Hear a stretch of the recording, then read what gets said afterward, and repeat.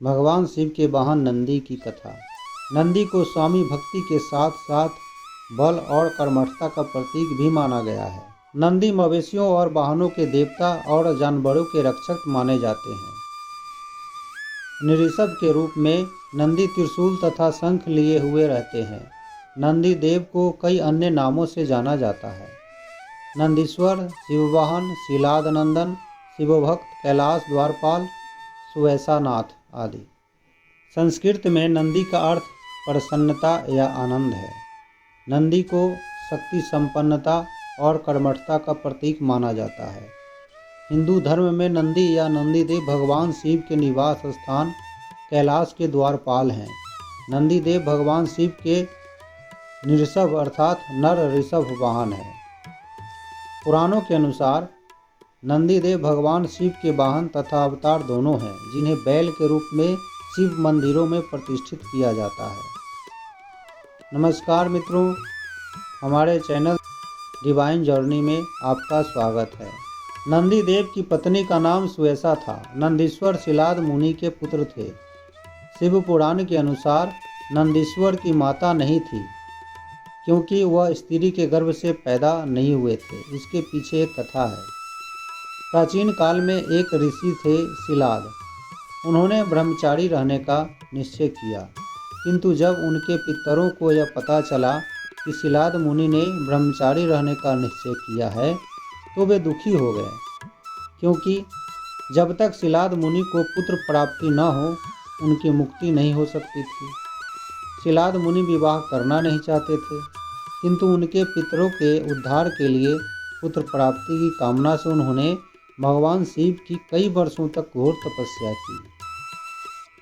उनकी तपस्या से महादेव प्रसन्न हुए और उन्हें अपने समान ही एक पुत्र की प्राप्ति का वरदान दिया।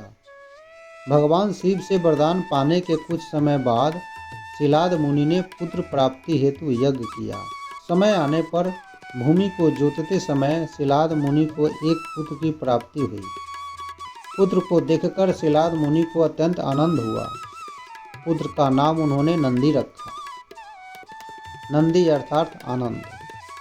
जब एक बार दो आदित्य, जिसका नाम मित्र एवं वरुण था, शीलाद मुनि के आश्रम में आए। वहां पर शीलाद मुनि और बालक नंदी ने उनकी खूब सेवा की।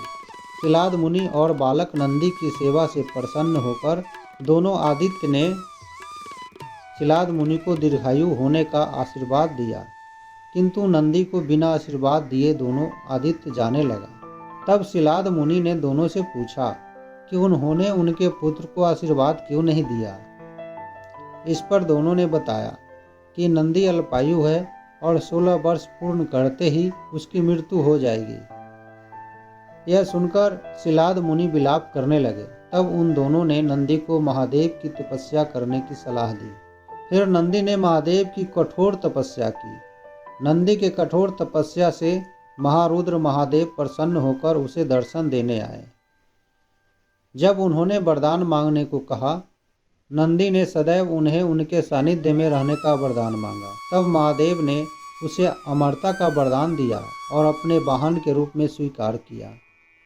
नंदी वहां से महादेव के साथ कैलाश को चले गए और उनकी सेवा में रम गए। जब शीलाद मुनि को यह पता चला कि भगवान शिव की कृपा से उनका पुत्र नंदी अजर अमर हो गया है, तो वे अत्यंत प्रसन्न हुए।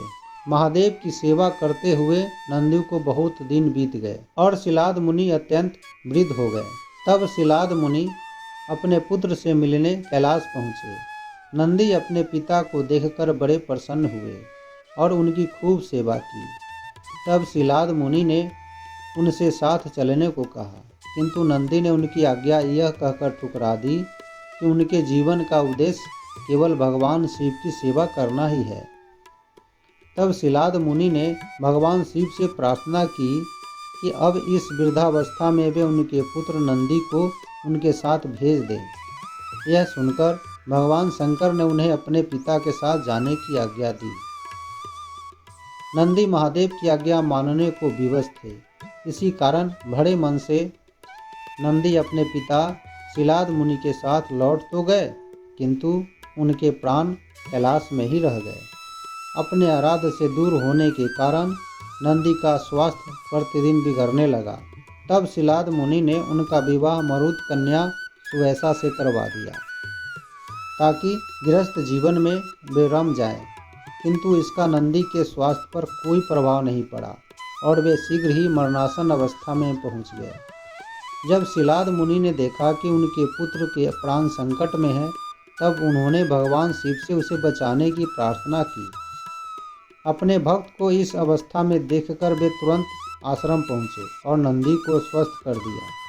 तब शिलाद मुनि समझ गए कि नंदी महादेव के बिना जीवित नहीं रह सकता, इसीलिए उन्होंने उसे सुवैसा के साथ कैलाश जाने की आज्ञा दे दी। एक बार महादेव देवी पार्वती के साथ अंतःपुर में थे, इसलिए उन्होंने नंदी को द्वार की रक्षा करने को कहा। तभी वहाँ महर्षि भृगु आए और महादेव के दर्शनों की इच्छा जताई, किंतु नंदी ने उनसे कहा कि महादेव की आज्ञा अनुसार वे द्वार से नहीं हट सकते। इस पर महर्षि भृगु क्रुद्ध हो गए और उन्होंने नंदी को श्राप दिया कि वो जल्दी ही किसी के हाथों परास्त होगा। जब भगवान बाहर आए तो नंदी की स्वामी भक्ति से बड़े प्रसन्न हुए और उसे समस्त शिवगणों का अधिपति बना दिया और नंदीश्वर की उपाधि दी।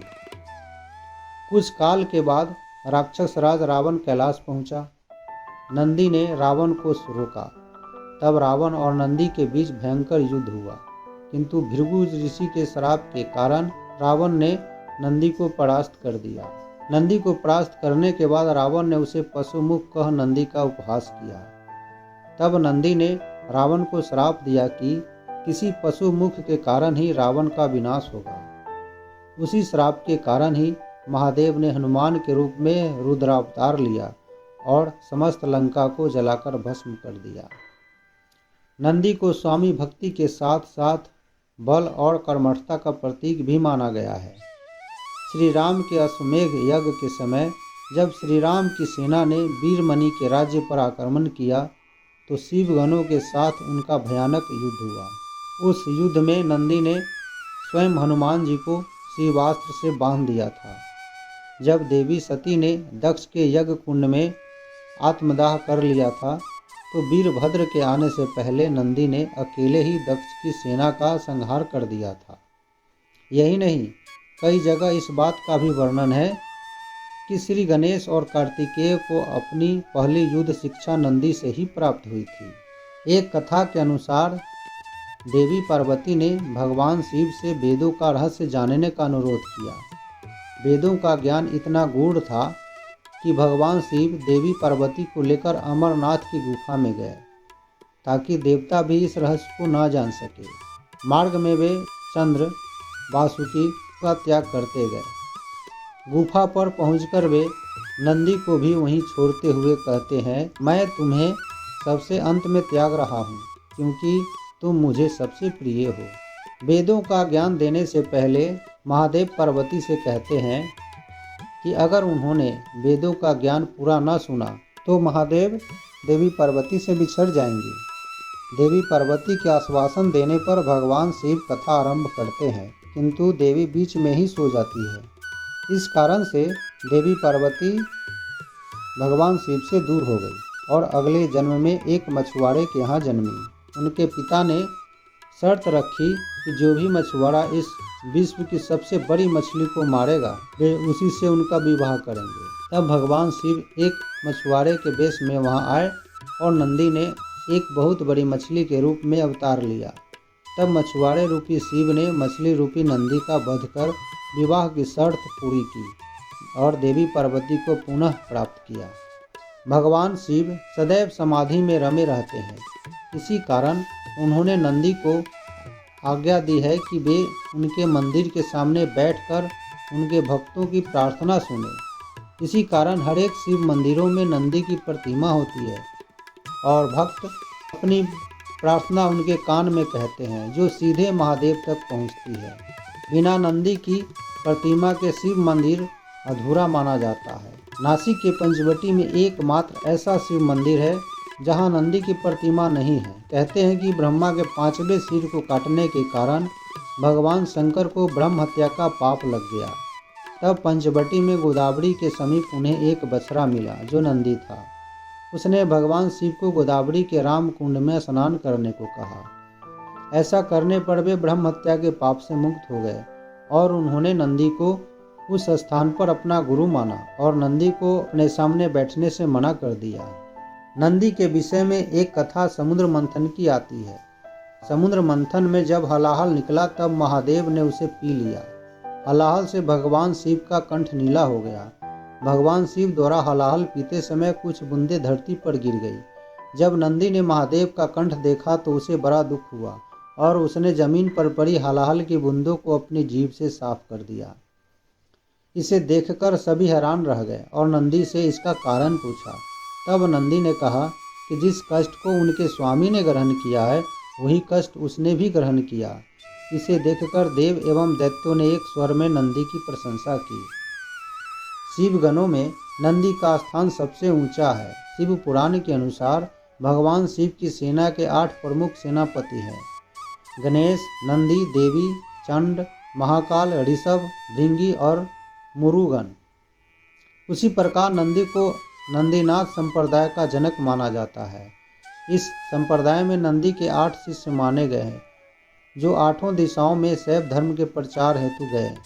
यह हैं सनत, सनातन, सनंदन, सनत कुमार, तिरुमूलर, व्याघ्रपाद, पतंजलि और शिवयोग। दोस्तों, आशा है आपको यह वीडियो पसंद आया होगा। हर हर महादेव।